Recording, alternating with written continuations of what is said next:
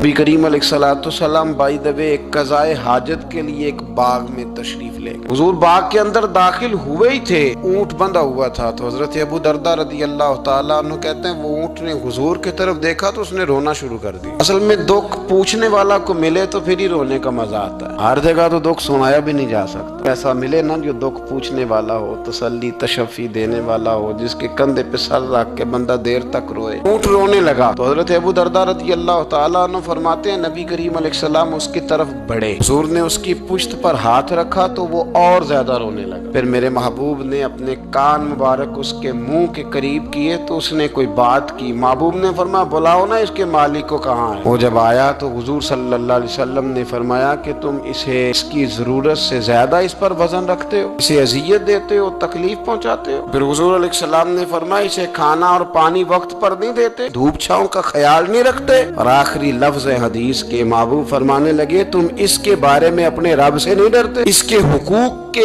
تحفظ کے لحاظ سے تم اللہ کا خوف نہیں رکھتے، وہ تم سے پوچھے گا اس کے بارے میں۔ یہ حدیث حضرت ابو درداء رضی اللہ تعالیٰ عنہ نے سنی ہوئی تھی نا، جب آپ کا اپنا وقت وصال آیا نا تو حضرت ابو درداء نے بھی اونٹ رکھا ہوا تھا۔ جناب ابو درداء رضی اللہ تعالیٰ عنہ نے گھر والوں سے بھی معافیاں مانگی، رشتہ داروں سے بھی، دوستوں سے بھی، تو پھر اونٹ کے سامنے بھی جا کے کھڑے ہو کہنے لگے اونٹ دیکھنا اللہ کی بارگاہ میں میری شکایت نہ کر دینا، اس کے حضور کہہ نہ دینا کہ یا اللہ اس نے میرے حق نہیں ادا کیے۔ فرمایا میں نے کوشش کی ہے تیرے حقوق ادا کرنے کی، اور اگر کہیں کمزوری رہ گئی تو مجھ سے درگزر کرنا۔ یہ انداز تھا ان لوگوں، جن باتوں کا ہمیں پتہ چل چکا ہے اس پر عمل کی بھی تو کوشش ہونی چاہیے۔ تو میرے عزیزوں، جانوروں کے حقوق میرے نبی کریم علیہ السلام نے بیان فرمائے۔ سب سے پہلی بات حضور نے یہ بیان کیا کہ جانور کو گالی نہ دو۔ ایک شخص نے ایک مرغ کو گالی دی تھی تو نبی پاک علیہ السلام نے فرمایا اسے گالی نہ دے، یہ تو تجھے آذان کے لیے بیدار کرتا ہے۔ پتہ نا کچھ نوابزادوں اور شہزادوں کی نیند خراب کرتا ہے مرغا بھی، تو خیر مرغوں نے اذان نہیں پڑھنی چھوڑ دی۔ تکلیف کی بات ہے، خوشی کی بات نہیں، درد کی بات، یہ اذیت کی بات۔ یعنی وہ وطن بھی کو وطن ہے جس میں اذان کی آواز ہی نہ آئے، وہ دیش بھی کو دیش ہے۔ ہم جا کے بسنے لگے ہیں ٹاؤنوں کے اندر، سوسائٹیوں کے اندر جہاں اذان کی آواز ہی نہیں آتی۔ کچھ جگہ ہے جہاں اذان کی آواز ہی نہ آئے۔ ہمارے ہاں جو غریب لوگ ہوتے ہیں نا، وہ گدھا ریڑھی پہ دفعہ سبزی بیچتے ہیں۔ یہ ہمارے آج کل کنوں بہت زیادہ ہیں مارکیٹ میں، تو میں دیکھتا ہوں کہ سڑک کے اوپر گدھے کو بھی کھڑا کیا ہوا، اس لیے کہ اب وہ اسی کے اوپر سارا دن رکھیں گے اس کو، اور شام تک جب تک بکے گا نہیں اس بیچارے کی خلاصی نہیں ہوگی۔ نبی پاک صلی اللہ علیہ وسلم نے فرمایا کہ جانور کو سواری بناؤ، کرسی نہ بناؤ۔ دو صحابہ بیٹھے تھے گھوڑے کے اوپر، ایک ادھر بیٹھا تھا ایک ادھر بیٹھا تھا، دونوں آپس میں باتیں کر رہے تھے۔ جس طرح ہمارے زمانے میں جو نئی کار خریدتا ہے نا، تو اس کا بھی کوئی واقف مل جائے تو وہ روڈ کے اوپر کھڑے ہو کے بات کرتا ہے، چونکہ روڈ تو اس نے الاٹ کرایا نا اپنے نا۔ تو میرے جیسا آدمی کئی دفعہ پیچھے ہو بھی نا، تو ایک دن بچہ مجھے کہنے لگا کہ زور سے ذرا ہارن دی، تو میں نے کہا یار اس کے پاس نئی دولت آئی ہے تو مطلب اس کو ہارن نہ دے، پتہ نہیں کہاں سے بولے گا، تو اس کا تو کچھ نہیں بگڑے گا، تو ہمارے لیے مسئلہ بنے گا۔ یہ ارج نہیں، اب یہ کھڑا ہے تو کھڑا، یہ اس کو لوگ چودراہٹ سمجھتے ہیں، یہ چودراہٹ نہیں ہوتی، اس سے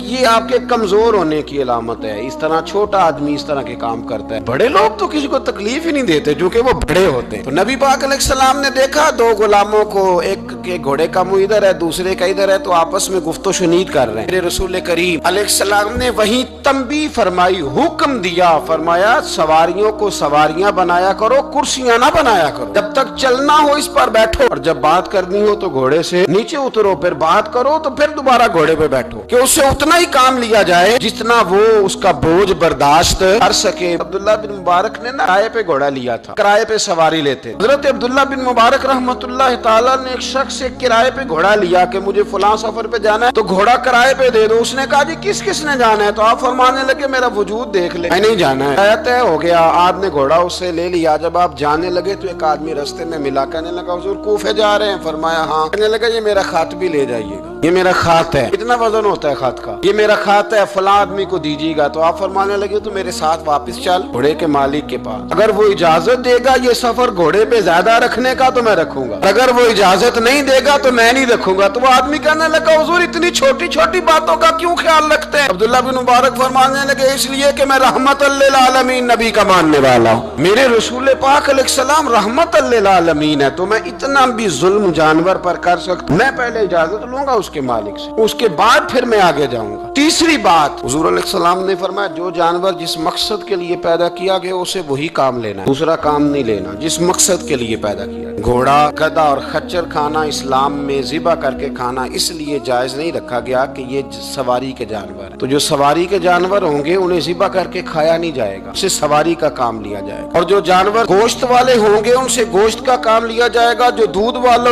होंगे उससे दूध का काम लिया जाएगा। बुखारी मुस्लिम में मौजूद है, नबी पाक अलैहिस्सलाम फरमाते हैं एक शख्स ने बैल पर सवारी कर ली, उसने सवारी कर ली और जब वो थोड़ा सा आगे गया ना तो बैल अपना मुंह पीछे करके कहने लगा मैं सवारी के लिए नहीं पैदा किया गया। अल्लाह ने उसे जुबान अता फरमाई और बैल बोल पड़ा, कहने लगा मुझे हाल के अंदर जोत ले, ये काम मुझसे ले, लेकिन तू मेरे ऊपर सवारी नहीं कर सकता। सवारी के लिए अल्लाह ने घोड़े पैदा किए, ऊंट, गधे और खच्चर पैदा किए हैं। जो जानवर जिस मकसद के लिए होगा उससे वही काम लिया जाएगा। एक बात और करने लगा हूँ, जरा सख्त है, जानवरों को लड़ाना हराम है। हज़रत अब्दुल्लाह इब्न मसूद रज़ी अल्लाह तआला अन्हु रवायत बयान करते हैं, फरमाया लानती है वो शख्स जानवरों को आपस में लड़ाता है, वो लानती है जो जानवरों को आपस में। मैं और आप उस मुल्क में रहते हैं जहाँ करोड़ों रुपए की शर्तें लगती हैं जानवरों की लड़ाई, जानवरों को अज़ियत दी जाती है, तकलीफ दी जाती है, कबूतर उड़ाए जाते हैं और इनाम उसको मिलता है जिसका कबूतर देर के बाद आए। कबूतरबाज कबूतर को बैठने नहीं देता। ये हराम है, शरीयत इस्लामिया में हराम है जानवरों का लड़ाना और उनको एक दूसरे के खिलाफ उभारना हराम है, दीन में मना किया गया है। अब जानवर को अगर पालेंगे भी तो उस हद तक पालेंगे कि जिस हद तक उसको किसी अजियत में मुब्तला न किया जाए। कुत्तों की लड़ाई कराई जाती है, मुर्गों की लड़ाई कराई जाती है, जानवरों को अजियत पहुंचती है। बैलों की लड़ाई होती है, सींग टूट जाते हैं, लहू इतना बहता है जानवरों का कि देखा नहीं जाता, लेकिन सामने बैठने वाले तालियां बजा रहे हैं। ये तो बड़े सख्त दिल लोगों के रवैये, जानवर का खून बह रहा है और आप तालियां बजा रहे हैं। मुर्गे बेचारे की चूंच लहू लुहान हो गई है, सामने वाले ने इतना मारा है और यहाँ तालियां बज रही है कि मेरा जीत गया, बजाय इसके कि उसको पट्टी की जाती, उसको देखा जाता। ये तो संग दिल लोगों का काम है। हम तो रहमतल लिल आलमीन नबी के गुलाम सल्लल्लाहु अलैहि वसल्लम, हमारे दीन ने तो हमें ये मिजाज ही नहीं दिया। हमने तो प्यार करने, हमने तो मोहब्बत बांटनी, हमने तो शफकत करनी। नबी पाक अलैहिस्सलातु सलाम ने अनवर से उसके बच्चों को जुदा करने से मना फरमाया। जब तक बच्चे को माँ की जरूरत है उसे जुदा नहीं किया जाए,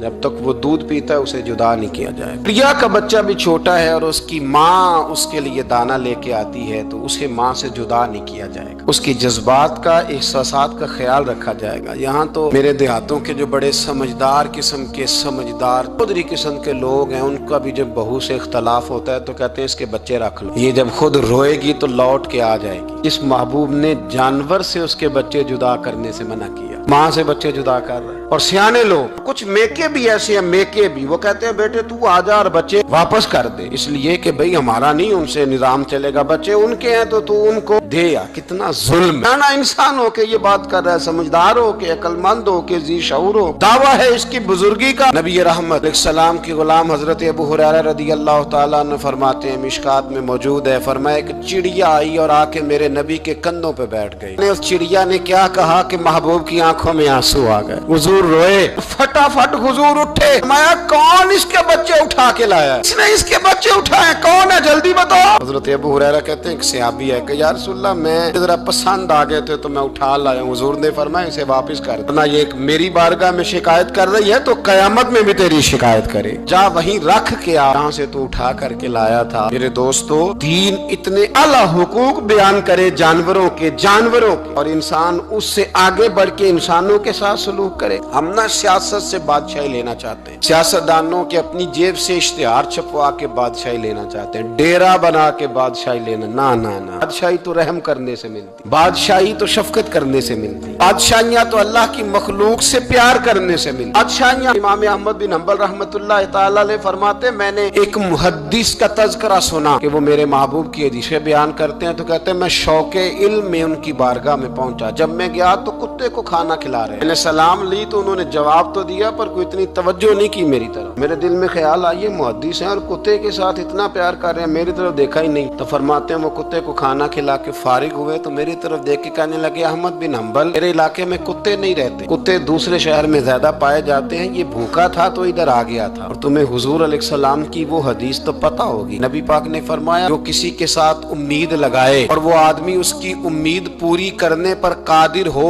फिर भी उम्मीद पूरी न करे, क़यामत के दिन अल्लाह उसकी भी बहुत सारी उम्मीदें पूरी नहीं करेगा, उसे सजा मिलेगी। उम्मीद पूरी करने पर कादिर था, मजबूर नहीं था, पर पूरी न की तो उसे क़यामत के दिन सजा मिलेगी। फरमाया ये कुत्ता उम्मीद लगा के आया था मेरे घर में खाने की, अगर मैं पूरी न करता तो फिर हुजूर की उस हदीस पर अमल कैसे होता, और फिर मुझे हदीसें बयान करने का मतलब क्या समझ में आता। इमाम अहमद बिन हंबल रहमतुल्लाह तआला अलैह फरमाते हैं, मैंने कहा उस्ताद जी इजाजत दे दें। कहा किधर आए थे? कहा हुजूर जिस काम आया था ना वो मेरा बड़ा ही अच्छा हो गया, वो बड़ा शानदार हो गया, जो हदीस भी आपने बयान कर दी और सिर्फ बयान नहीं किया, आपने तो अमल करके भी दिखा दिया, आपने तो उस हदीस पर मनोवन अमल करके भी दिखा दिया। जानवर के साथ उसने सलूक करना, उसके साथ प्यार करना। कुछ जानवर मूजी होते हैं, शरीयत ने उन्हें मारने की इजाजत दी है, इजाजत दे दिया। जो जानवर तकलीफ देता है, अजियत देता है, उसे मारा जा सकता है, लेकिन जानवर के हुकूक का लिहाज करना, उस पर रहम खाना, उस पर तवज्जो देना, हम इन चीजों को समझते नहीं। अमीर मिल्लत, और अगर मैं कहूँ बानिए पाकिस्तान तो मैं ठीक कहूँगा। बानिए आड़ था एक उस वक्त अंग्रेजों का बड़ा, जमात अली शाह साहब मुहद्दिस अली पूरी भी पाकिस्तान की तहरीक चला रहे थे और कायदे आजम भी चला रहे थे। तो लॉर्ड ने कायदे आजम से कहा था कि कायदे आजम मुझे तेरी सियासत से इतना डर नहीं आता जितना जमात अली शाह के दीन से डर आता, इतना मुझे, मैं ऑन दी रिकॉर्ड बात कर रहा हूँ जिम्मेदारी के साथ, कि तेरी सियासत से मैं इतना नहीं डरता जितना जमात अली शाह के दीन से डरता। इसलिए कि ये जब दीन का नाम लेके पाकिस्तान की बात करता है तो लोगों पे जादूतारी कर देता है, इसलिए मैं तेरी सियासत से ज्यादा इसके दीन से डरता हूँ। पीर मिल्लत पीर जमात अली शाह साहब, अबुल अरब भी कहा जाता। उन जमानों में अरब में गुर्बत आई तो यहाँ से हिंदुस्तान से चंदे इकट्ठे कर करके पीर जमात अली शाह साहब ले जाया करते। मदीना शरीफ में आज भी जमात मंजिल मौजूद, साहब की अपनी रिहाइश थी। मिल्लत पीर जमात अली शाह साहब ना मदीने में गुजर रहे थे तो